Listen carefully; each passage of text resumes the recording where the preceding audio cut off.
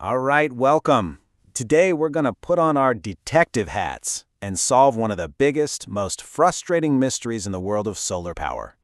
Seriously, it's a head-scratcher, isn't it? You go to bed, your battery is topped off, you're sure you turned everything off, but when you wake up, a big old chunk of that power has just, poof, vanished. So where did it go? Well, today we're going to crack this case wide open. So here's our roadmap for this investigation. We'll start with the mystery itself. Then we'll meet our suspects, these energy phantoms. After that, we'll get our toolkit ready, calculate just how much damage they're doing, and finally, learn how to get rid of them for good. And of course, we'll do it all safely. Let's get to it. Okay, first things first. Every good detective story starts by defining the crime, and in our case, it's a crime of slow, silent energy theft happening right under our noses. Our number one suspect goes by the name phantom load. You might also hear it called standby power, or my personal favorite, vampire power. This is that sneaky little bit of electricity your devices sip on just by being plugged in. You know, they're always ready, always listening for a remote control or keeping that Wi-Fi connection alive. For a normal house on the grid, this can be like 10% of your total bill. But for an off-grid system, that loss feels so much bigger. All right, let's line up the usual suspects. These are the most common phantoms hiding in plain sight all over your house. And trust me, you're probably going to be surprised by how many there are. Your TV is a classic example. I mean, even when it's off, it's not really off, is it? It's just sitting there, sipping a few watts of power, waiting for you to hit that little red button on the remote. And oh man, the chargers. We've all got them. Phone chargers, laptop chargers, you name it. If that little brick is plugged into the wall, chances are it's drawing power, even if your phone or computer isn't even connected to it. Now here's a really ironic one for you. Smart plugs. Yep, the very devices we buy to try and save energy are actually part of the problem. They have to constantly use a little bit of power, 24/7, just to stay connected to your network and listen for your voice commands. Kind of funny, right? And this one is probably the biggest surprise for most people.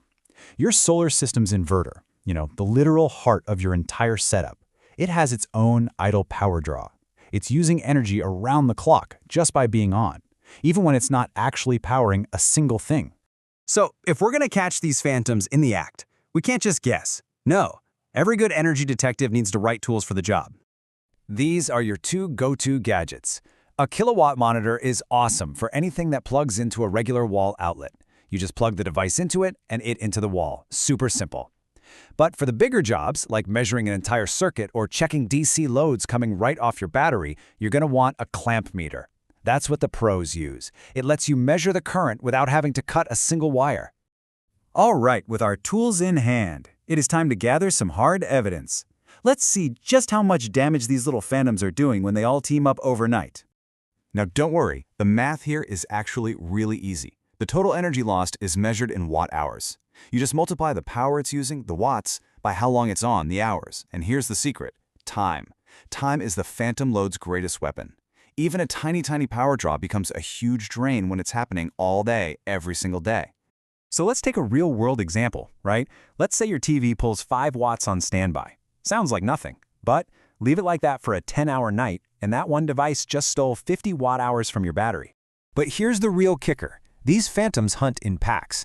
It all adds up. It's cumulative. So you've got your TV's 50 watt-hours, plus another 30 from a few chargers, plus a massive 120 just from your inverter sitting there. And boom, all of a sudden you've lost 200 watt-hours overnight without even turning on a single light bulb. That's a serious dent in any solar battery. Okay, so the evidence is in. We have identified the culprits. It is officially time to close this case. Let's go through a clear, actionable plan to banish these energy phantoms for good. Here's your 4-step battle plan. First, use those tools we talked about to do an audit of your house. Hunt down every single phantom. Second, for groups of devices like your entertainment center, use a power strip with a switch. That way you can kill the power to everything with one click. Third, just get into the habit of unplugging things like chargers when you're not using them. And finally, when you're buying new stuff, actually look for appliances that have low or even zero standby power. Now, before you get all excited and grab your clamp meter, we have to cover the most important rule of all. And this isn't just a suggestion, this is the detective's code. And I absolutely cannot stress this enough.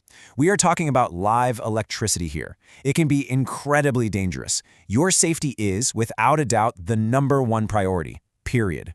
So these are your non-negotiable safety rules. Never, ever bypass a fuse. They are there to protect you. Always use tools with insulated handles. Be super careful when you're working around your batteries. Shorting the terminals can cause a fire or even an explosion. And look, most importantly, if you feel even a little bit unsure about what you're doing, please just stop and call a qualified professional. So, there you have it. The mystery of the overnight battery drain is solved. You now have the knowledge, you've got the tool list, you're ready to become an energy detective in your own home. So the only question left is, what phantoms are hiding in your home? Your investigation starts now.